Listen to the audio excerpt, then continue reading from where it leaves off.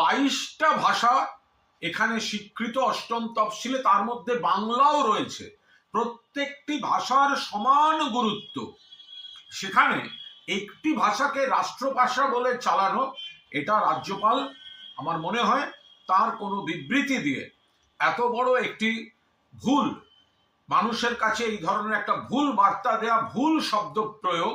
আপনি official language শব্দটা যদি বা বলতে পারেন, আপনি ন্যাশনাল ল্যাঙ্গুয়েজ এই শব্দটা আপনি ব্যবহার করতে পারেন না। তার সঙ্গে আপনি মা এবং ধাইমার একটা তুলনা করেছেন, যে আমাদের হিন্দি আছে মা, কিন্তু ধাইমা ইংরেজি বা এই কথাটা কোনো ভাষাকে এইভাবে এই তুলনা দিয়ে আপনি কি ধাইমাকেও অপমান করছেন? এটা তো হয় না।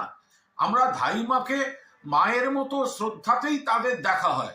ফলে এই হিন্দি রাষ্ট্রভাষা, এই ভুল তথ্যটা প্রতিষ্ঠা করতে গিয়ে সামাজিক কিছু যে একেবারে নারীর বন্ধন, আত্মার আত্মীয় যারা, তাদেরকে তুলনার মধ্যে ফেলে ছোট করা, এটা বোধহয় মাননীয় রাজ্যপাল ঠিক হলো না।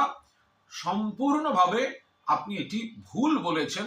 আশা করব এই ভুল প্রকাশ্য বিবৃতিতেই সংশোধন করবেন।